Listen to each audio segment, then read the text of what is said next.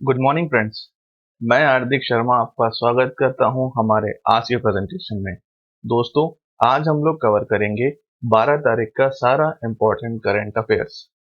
तो चलिए दोस्तों, शुरू करते हैं हम अपना आज का सेशन। सबसे पहले देख लेते हैं। दोस्तों, हमारे इलेक्शन कमीशन ने अभी कुछ गाइडलाइन रिवाइज करी हैं।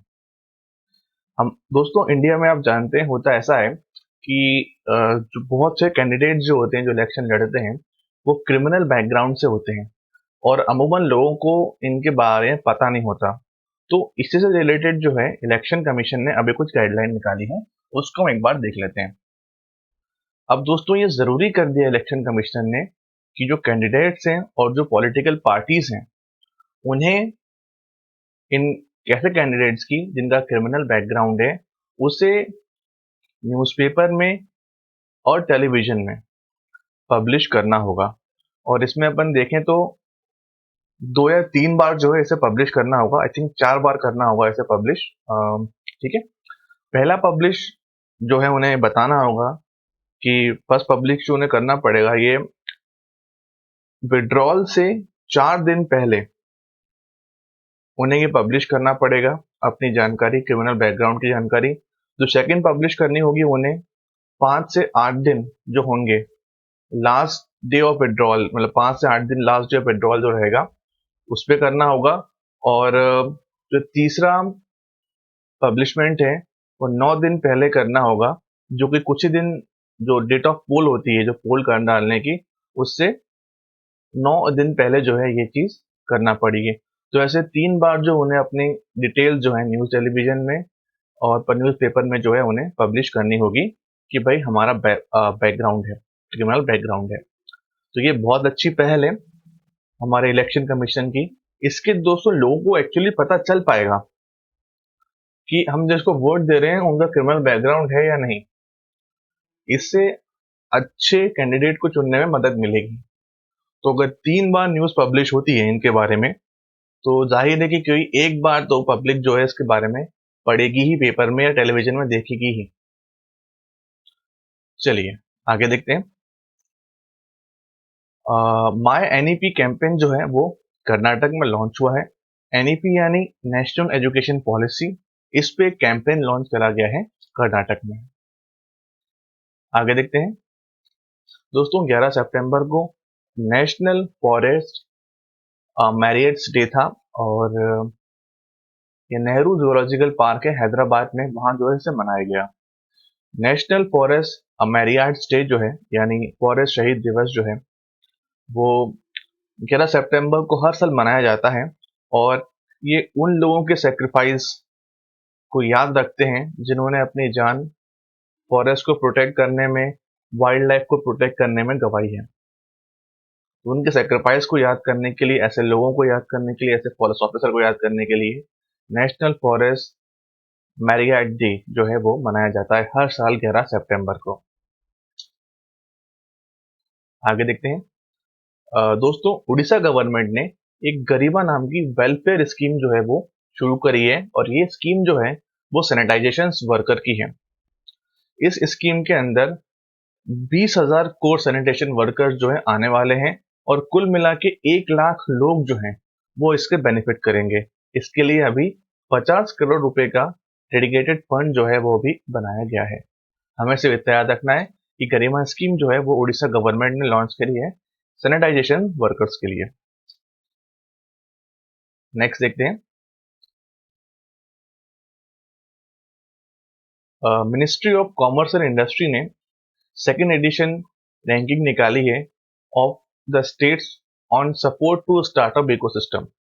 तो ranking of states on support to startup ecosystem में की रैंकिंग निकाली है, और उसमें गुजरात जो है दोस्तों बेस्ट परफॉर्मर रहा है। अलग अलग कैटेगरीज में और भी स्टेट्स आए हैं, पर हमें याद रखना है यहाँ से कि गुजरात जो है on support to startup ecosystem, मतलब यहाँ पे स्टार्टअप करने का जो इकोसिस्टम है वो सबसे बेस्ट है। तो वो गुजरात में जो है उसके लिए सामने उभर के आया है। वैसे दोस्तों, अभी आप जानते हैं ईज ऑफ डूइंग बिजनेस की रैंकिंग आई स्टार्टअप्स की, उसमें आंध्र प्रदेश जो है वो टॉप पर आया है। ये अलग है और वो अलग रैंकिंग है। इसमें गुजरात है और उसमें आंध्र प्रदेश है। आगे देखते हैं। दोस्तों, डीजीसीआई यानी drug controller general of India ने सीरम इंस्टीट्यूट को अभी बोल दिया है कि आप कोई भी नए रिक्रूटमेंट नहीं करेंगे सेकेंड फेज और थर्ड फेज के वैक्सीन क्लिनिकल ट्रायल के लिए। अभी हुआ यह था दोस्तों कि जिस वैक्सीन पे ये जो रिसर्च जो है ट्रायल चल रहा है, यानी चैटडॉक्स 1 एन कोव 19 जो है ये वायरस, जो ये वैक्सीन है, इसके लिए जो क्लिनिकल ट्रायल चल रहा है, तो इसमें यूके में ये हुआ था। वहाँ पे कुछ पेशेंट जो है, या एक पेशेंट जो है काफी उससे उस पे ये सफल नहीं हो पाया है, वो थोड़ा बीमार हो गया है, तो वहाँ पे स्टॉप कर दिया है। तो इंडिया डीजीसीआई ने यहाँ भी जो है सीरम इंस्टीट्यूट ऑफ इंडिया को बोल दिया है कि वो अपना यहाँ पे क्लिनिकल ट्रायल के जो भी रिक्रूटमेंट है, वो जब तक फर्दर कोई रिजल्ट नहीं आ जाता है, वहां से क्लियरेंस नहीं होती है, तब तक यहाँ पे इसके ट्रायल जो है बंद करने की बात जो है यहाँ पे कही गई है डीजीसीआई के द्वारा। अगर अपन डीजीसीआई की बात करें तो वीजी सोमानी जो है वो डीजीसीआई है, और डीजीसीआई का हेडक्वार्टर जो है वो है न्यू दिल्ली। आगे देखते हैं। गवर्नमेंट ने दोस्तों एक बोर्ड सेटअप करा है, एम्पावरमेंट ग्रुप ऑफ मिनिस्टर का एक बोर्ड सेटअप करा है, जो कि ओएफबी यानी ऑर्डिनेंस फैक्ट्री बोर्ड है, उसको लुकआउट करेगा। ऑर्डिनेंस बोर्ड ऑफ जो ऑर्डिनेंस फैक्ट्री बोर्ड है, ये सबऑर्डिनेट ऑफिस है मिनिस्ट्री ऑफ डिफेंस का। और इसमें दोस्तों है ये कि जो ये ऑर्डिनेंस फैक्ट्री बोर्ड है, यहाँ पे दोस्तों आर्टिलरीज, तोपें, ऐसी चीजें जो हैं ये ऑर्डिनेंस फैक्ट्रीज में बनती हैं। और ऑर्डिनेंस फैक्ट्री जो बोर्ड है उसको फोर्थ आर्म ऑफ डिफेंस भी कहा जाता है, और force behind the arm forces of India भी कहा जाता है। इसका जो हेडक्वार्टर है वो कोलकाता में है, और हरि मोहन जी जो हैं इसके चेयरमैन हैं, डायरेक्टर और चेयरमैन हैं। अभी दोस्तों ओएफ जो ये अपना ओएफबी है यानी ऑर्डिनेंस फैक्ट्री बोर्ड है, इसको थोड़ा सा इसमें चेंजेस आने वाले हैं। तो इसलिए गवर्नमेंट ने ये empowerment group of minister setup करा है under the chairmanship of defence minister Rajnath Singh. तो वो इसकी फंक्शन को जो है वो लुकआउट करेगा। ओएफबीसी का जो भी रिन्यू हो रहा है, तो उसकी फंक्शनिंग को देखने के लिए एक नया board empowerment group of minister setup करा गया है।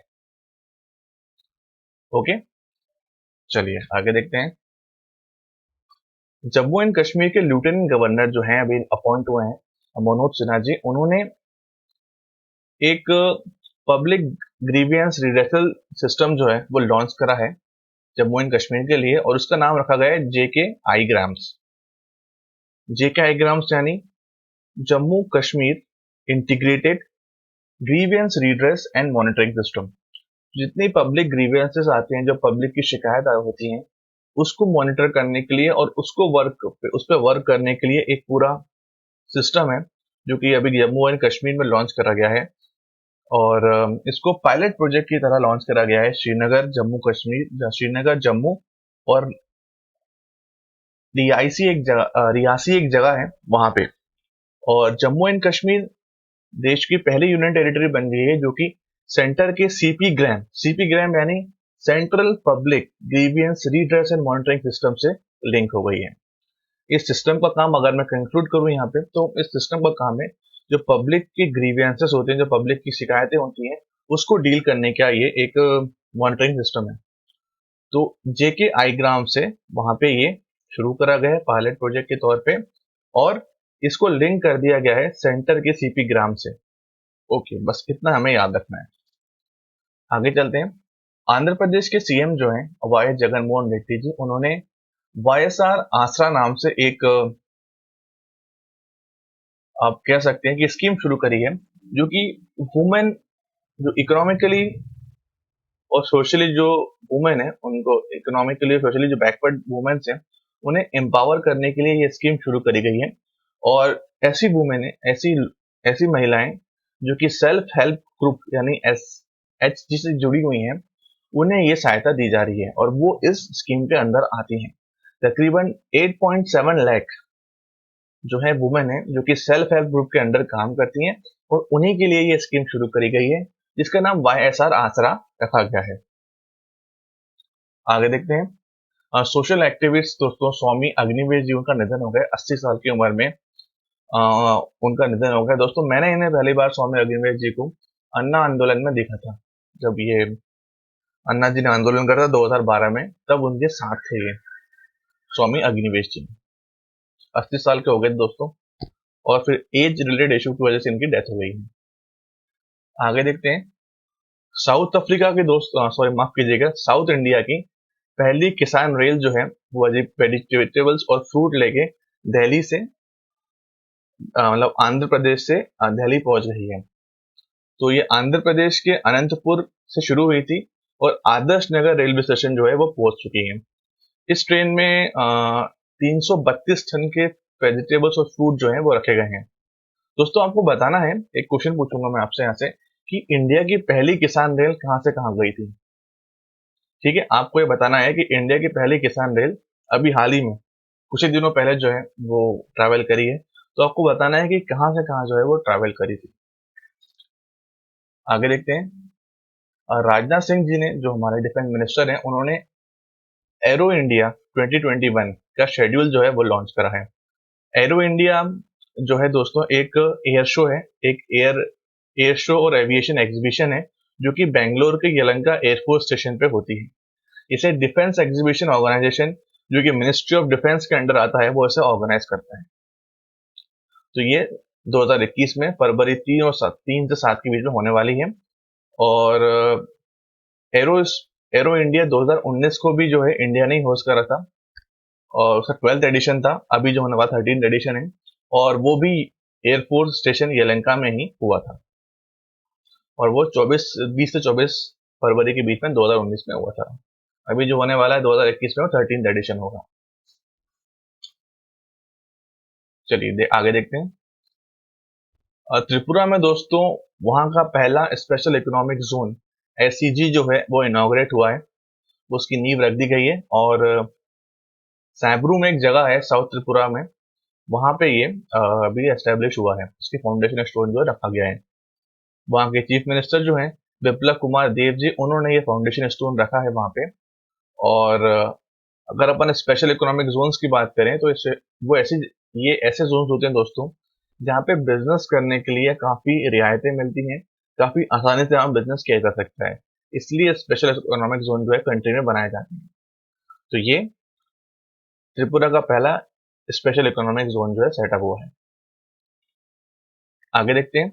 अभी इंडिया और यूएसटी 2+2 इंटरसेशनल मीटिंग हुई है, और इस मीटिंग में दोस्तों 2+2 इंटरसेशनल मीटिंग में क्या है कि 2 लोग इंडिया के थे और 2 लोग यूएसए के थे, और सेक्रेटरी लेवल की मीटिंग हुई थी ये।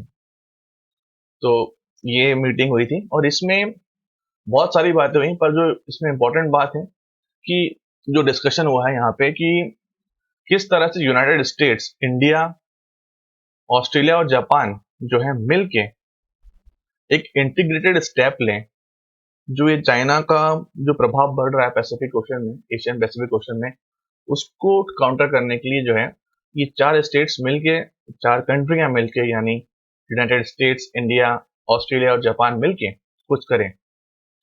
इसलिए ये टॉपिक जो है यहाँ पे सबसे इंपॉर्टेंट वे में डिस्कस हुआ। तो दोस्तों ये था हमारा आज का सेशन। इस सेशन में दोस्तों हमने सारी इंपॉर्टेंट करंट अफेयर्स जो कि आज के थे वो हमने कवर करे।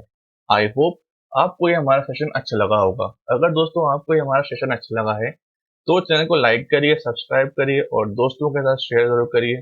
कुछ सुझाव हो तो कमेंट जरूर करिए। थैंक यू दोस्तों, and have a nice day.